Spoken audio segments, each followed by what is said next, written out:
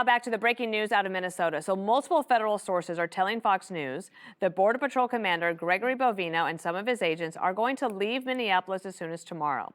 This is Tom Homan makes his way to the state. That was the president earlier today telling everybody that he was going to send Tom Homan there.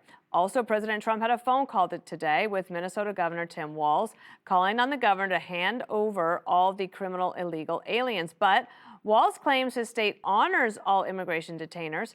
Here's Caroline Levitt. She was in the briefing room earlier today. This tragedy occurred as a result of a deliberate and hostile resistance by Democrat leaders in Minnesota. Governor Walz and Mayor Frey have shamefully blocked local and state police from cooperating with ICE, actively inhibiting efforts to arrest violent criminals. They have also used their platforms to encourage left-wing agitators to stalk, record, confront, and obstruct federal officers who were just trying to lawfully perform their duties. This is precisely what unfolded in Minneapolis on Saturday morning. Obstructing federal law enforcement and inciting violence against officers is wrong and illegal. Just yesterday, Governor Walz compared immigration enforcement in Minnesota to the Holocaust. We have got children in Minnesota hiding in their houses, afraid to go outside. Many of us grew up reading that story of Anne Frank. Somebody's going to write that children's story about Minnesota. Okay, so a little hyperbole there. Tomorrow is actually Holocaust Remembrance Day, so who knows what he'll come up with by then. But, Jesse, the president also put out a Truth Social statement saying that they had a good call and that they have some sort of way forward, hopefully, and maybe the Border Patrol leaving, if that happens to turn out to be the case, maybe that's one of the steps forward. I'm very glad Walz called the White House, and they're both using the same word, which is cooperation, and that's all we've ever asked for. Hopefully we can just dial things back, we can get some cooperation, and people aren't needing to get hurt. He's not telling the truth, though, about the state. State corrections only cooperates after an illegal has been convicted and served their sentence. The city jails and the county jails do not cooperate, and they release dangerous illegal criminals into the streets, and that's why ICE is having to conduct these dangerous manhunts. But both sides need to change tactics. The governor of Minnesota is in open rebellion. He has called ICE agents Nazis. He's told the people to get in their face and to kick them out of the state. And now it's like a low-level insurgency. There's very sophisticated communication tactics. There's like food drops. There's supply chains. It's crazy. They have stormed into churches. They have broken into hotels. They've looted cars. They've lit fires. They've kicked. They've bit off fingers of federal immigration police. So it's out of control. And now they're aiding and abetting dangerous foreign nationals who are fugitives from justice. And what ICE needs to do in order to change tactics is stick and move. You're sitting ducks for 6 weeks, and you have no backup from feds, and you have no backup from the locals. And you've announced to the entire country that you are in Minneapolis. You don't need to do that. You need to be more stealthy. Sticking like a boxer does not stand in the middle of the ring with his hands down and just gets hit and just gets hit. All right, even Tyson had head movement, okay? He had defense. He can hit hard, but you move away. That's what they need to start doing. The guy who brings a loaded firearm concealed into a dangerous fugitive operation is crazy. You do not bring a loaded gun and start violently and physically resisting and obstructing a manhunt. Okay, anybody who knows, you have a concealed permit, and some guy that is confronting you as federal enforcement, you say, here are my hands, I have a loaded weapon on me, and you wait for further instruction. You do not actively, physically resist. Now, you watch the video, and it's very, very chaotic. It may have looked like they might have disarmed this guy during the scuffle. You have whistles blowing, you can't hear anything. You hear gun, gun, gun, gun, gun. You know, the guy, anytime guy says gun, gun, gun, and the subject pulls his arm back, you don't know if he's reaching, so obviously they're going to be doing a big investigation. They're going to find out what happened. We're going to look at the body cam. But it is not a clear-cut situation, And it's very divisive. It's partisan, the way they're reacting to it. And hopefully, if every side changed tactics, we can move forward and do what the American people have told the president to do, which is get these criminal illegals out of the country. But it was the reaction to the chaos that you're watching right there on the screen, Jessica, I know you want to weigh in, that led to the president making this announcement today that Tom Homan is going to Minnesota, and now the Border Patrol is leaving. Right, the president was forced to make that decision because what happened to Alex Pretti, that he was murdered, was not divisive and was not partisan. It was clear as day. And there are video analyses up in the New York Times and the Wall Street Journal have both done incredible reporting on this, that you can see clearly that an agent had taken his gun already. I think it's the one wearing the black coat. Then you have the guy with the gray coat. After the guy is shot, you already get 10 bullets in him, even though his hands were up. He had his phone in one hand, which you're allowed to do, you're allowed to video.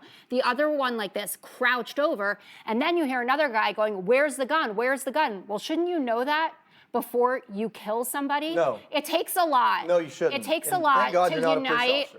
the NRA and Greg Abbott and other major conservative forces in this country against the Trump administration and the way they're doing immigration enforcement. The First Amendment, the Second Amendment, and the Fourth Amendment have all been violated by the way that they are carrying this out. And people saw it clear as day, and that's why they responded this way. And the president, who I think most of the time has better instincts than Stephen Miller or Kristi Noem, could see this for what it was and knows that there has to be a change in course. But this rush to come out and say, again, like Renee Good, that he's a domestic terrorist.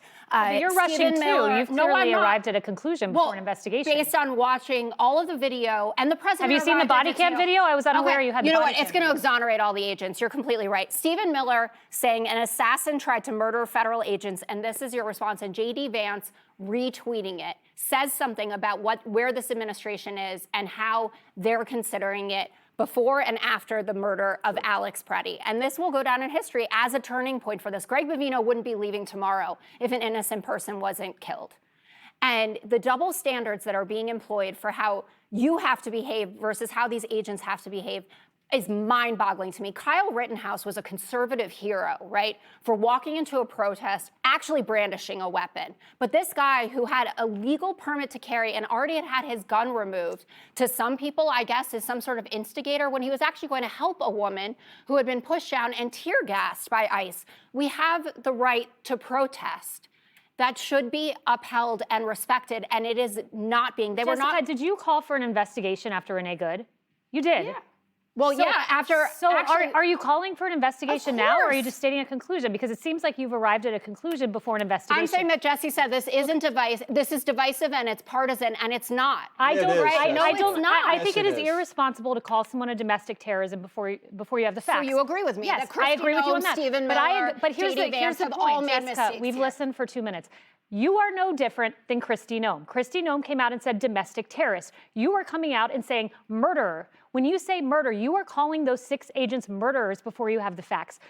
The responsible way to handle this is to say, one, it is a tragedy anytime a U.S. citizen dies. It is a tragedy that Renee Good died. It is a tragedy that Alex Pretti died. Number 2, we call for an investigation because we don't arrive at conclusions. We don't call people domestic terrorists who were killed before investigations. Disagree with the administration on that. So too does President Trump and on Renee Good. No, well, he didn't on Renee Good. But you are not calling for an investigation. You are retracting into partisan talking points by coming out and calling these guys murderers. We don't know the facts. A responsible thing is an investigation. President Trump has been the most responsible person in all of this. Today, Caroline was asked, what do you say when Kristi Noem says there was maximum damage? And they said, Trump wants an investigation and to let the facts lead. What do you think about calling them domestic terrorists? I have not heard Donald J. Trump characterize Alex Pretti that way. Donald Trump is responsible. You know who's not? Walz. I was on the airwave when this broke. 11:03 a.m. The White House called Walz. They were trying to defuse this. Walz comes out and says thousands of violent, untrained officers are out in Minnesota.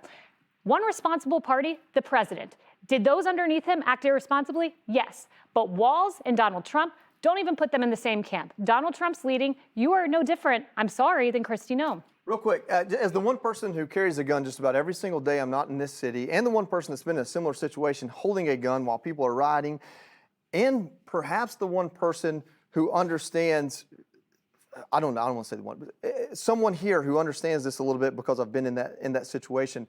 There's a couple of things. Number one, the Second Amendment is a right. I'm a Second Amendment absolutist. You have the right to carry a weapon to defend yourself, not the privilege. It is a right. Those rights come with restrictions. I think you would understand that more than anyone at this table. One of those restrictions is you have to have your ID and your permit on you. We don't know. Current reports are he didn't have either one of those on, at which point he's not carrying legally. But number two, even beyond that, with the right to carry a firearm comes the responsibility to do it correctly and to do it with foresight and to do it understanding the situation you're walking into and what could happen once you get there. Just about every state offers a class on that. And if you carry your firearm, you should take that class. And if your state charges you for it, you should go protest for that class to be taxpayer funded because it is a right. So that's important. We can talk about policy all day long. There's only one person in this world that could have absolutely prevented Alex Pretti from getting shot that day, and it's Alex Pretti. That doesn't mean I think he should have been shot. I don't think it was necessary whatsoever to shoot Alex Pretti to save a life. But I get to watch that incident from behind Alex Pretti, not as one of the arresting officers and not as potentially the person that I believe from looking at the video did shoot him.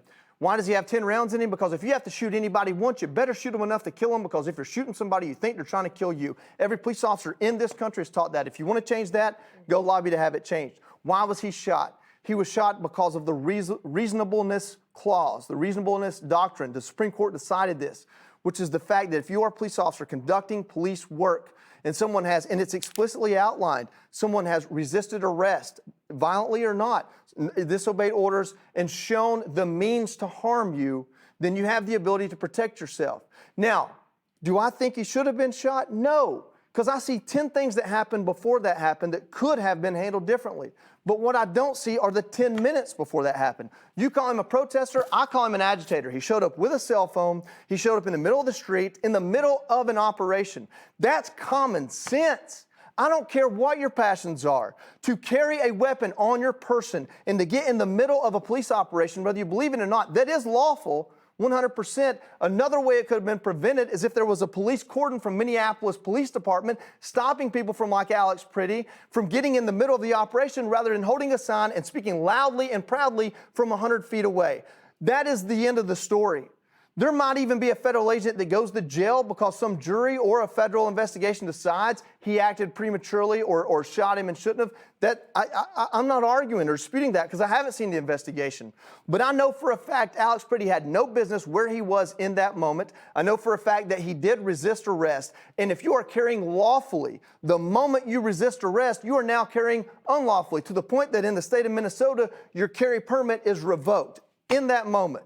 So the point here is nobody's condemned in this other than the politicians that let it happen.